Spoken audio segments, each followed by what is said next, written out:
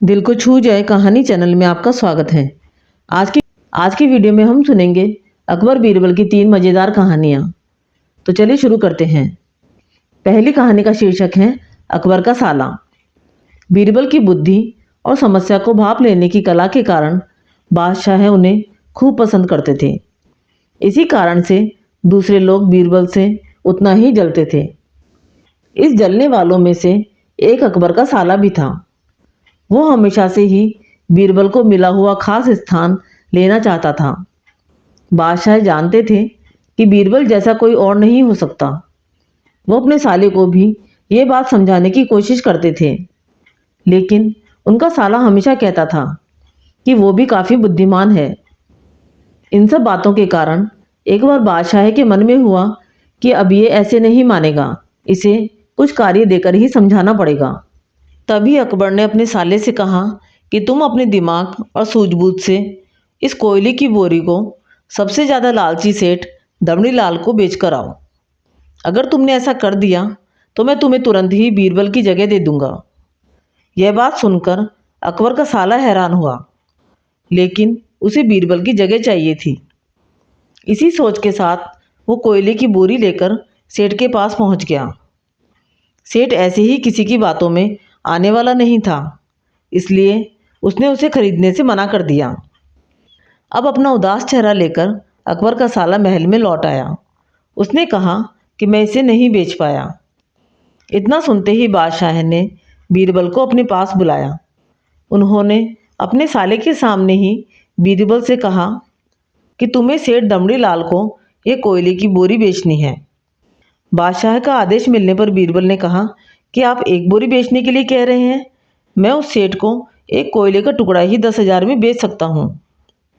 यह बात सुनकर अकबर का साला दंग रह गया। अकबर ने कहा कि ठीक है, तुम एक ही कोयले का टुकड़ा बेचाओ। बादशाह का आदेश मिलने पर बीरबल ने कहा कि आप एक बोरी बेचने के लिए कह रहे हैं? मैं उस सेठ को एक कोयले का टुकड़ा ही 10,000 में बेच सकता हूँ। यह बात सुनकर अकबर का साला दंग रह गया। अकबर ने कहा कि ठीक है, तुम एक ही कोयले का टुकड़ा बेच कर आओ। बादशाह का आदेश मिलते ही एक कोयले का टुकड़ा उठाकर बीरबल वहाँ से चले गए।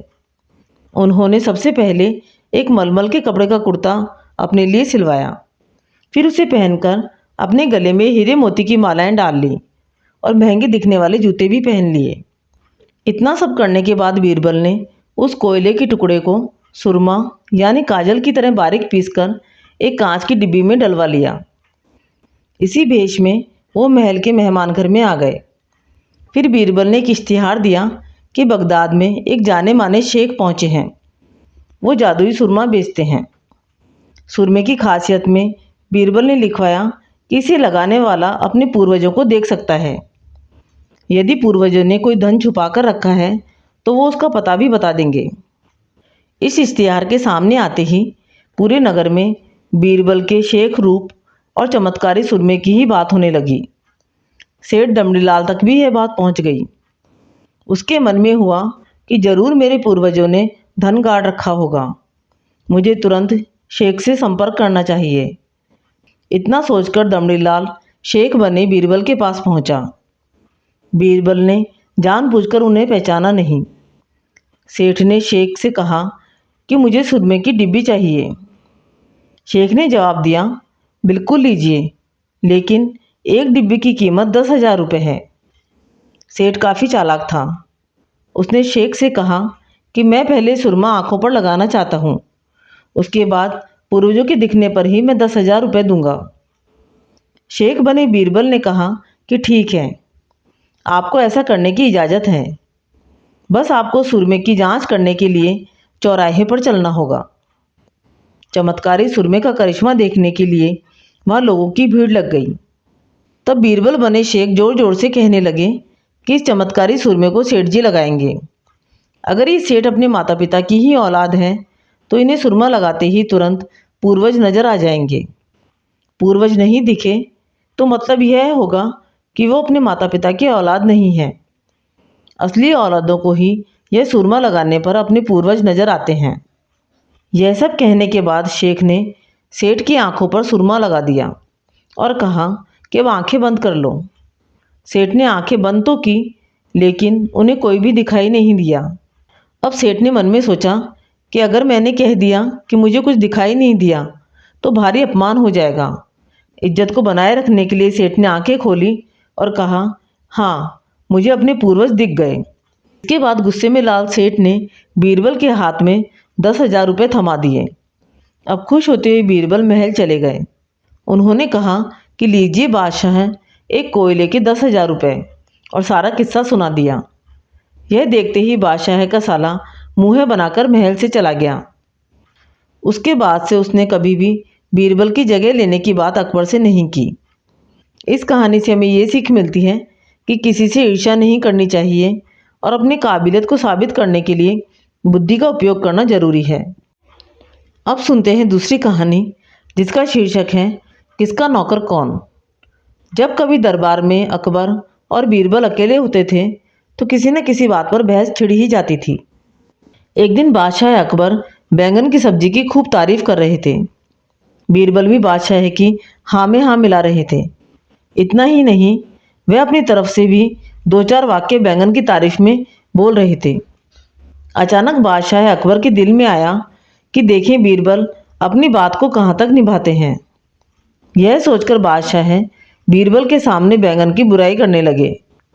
बीरबल भी उनकी हाँ में हाँ मिलाने लगे कि बैंगन खाने से शारीरिक बीमारियां हो जाती है। बीरबल की बात सुनकर बादशाह अकबर हैरान हो गए और बोले, बीरबल, तुम्हारी इस बात का यकीन नहीं किया जा सकता। कभी तुम बैंगन की तारीफ करते हो और कभी बुराई करते हो। जब हमने इसकी तारीफ की तो तुमने भी इसकी तारीफ की, और जब हमने इसकी बुराई की तो तुमने भी इसकी बुराई की। आखिर ऐसा क्यों? बीरबल ने नरम लहजे में कहा, बादशाह सलामत, मैं आपका नौकर हूँ, बैंगन का नौकर नहीं। अब सुनते हैं अकबर बीरबल की तीसरी कहानी, जिसका शीर्षक है दुष्ट काजी। एक बार की बात है, मुगल दरबार में बादशाह अकबर अपने दरबारियों के साथ किसी मुद्दे पर चर्चा कर रहे थे।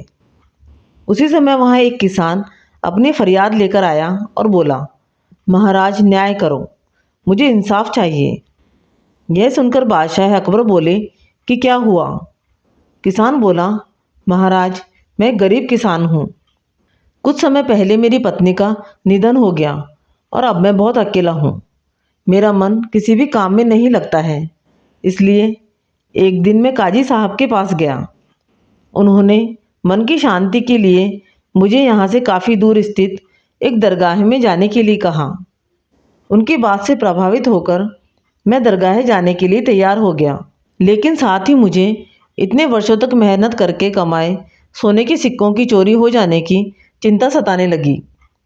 जब मैंने यह बात काजी साहब को बताई तो उन्होंने कहा कि वह सोने के सिक्कों की सुरक्षा करेंगे और जब वो आएगा तो उसे वापस लौटा देंगे।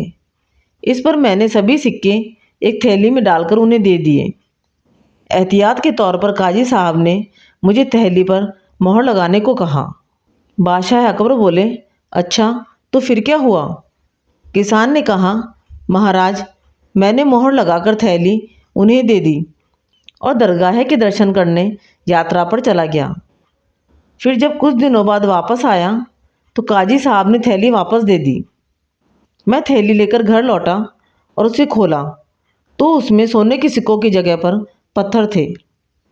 मैंने इस बारे में काजी साहब से पूछा तो उन्होंने गुस्से में कहा कि तुम मुझ पर चोरी का इल्ज़ाम लगाते हो। इतना कहकर उन्होंने अपने नौकरों को बुलवाया और मुझे मार मार कर वहाँ से भगा दिया। किसान ने रोते हुए कहा, महाराज, मेरे पास जमा पूंजी के नाम पर बस वही सोने के सिक्के थे। मेरे साथ न्याय करें महाराज। किसान की बात सुनकर अकबर बादशाह ने बीरबल को मामला सुलझाने के लिए कहा। बीरबल ने किसान के हाथों से थैली लेकर उसे अंदर से देखा और महाराज से थोड़ा सा समय मांगा। शहंशाह अकबर ने बीरबल को 2 दिन का समय दिया। घर जाकर बीरबल ने एक फटा हुआ कुर्ता अपने नौकर को दिया और कहा, इसे अच्छे से रफू करवा कर लाओ। नौकर कुर्ता लेकर चला गया और कुछ देर बाद उसे रफू करवा कर वापस आ गया। बीरबल कुर्ते को देखकर बहुत खुश हो गए। कुर्ता इस प्रकार रफू किया गया था कि मानो फटा ही न हो। यह देखकर बीरबल ने नौकर से उस दर्जी को बुलाकर लाने को कहा। नौकर कुछ ही देर में दर्जी को लेकर आ गया। बीरबल ने उससे कुछ पूछा और वापस भेज दिया। अगले दिन बीरबल दरबार पहुंचे और सैनिक से काजी और किसान दोनों को दरबार में लेकर आने का आदेश दिया। कुछ ही देर में सैनिक काजी व किसान को साथ ले आए।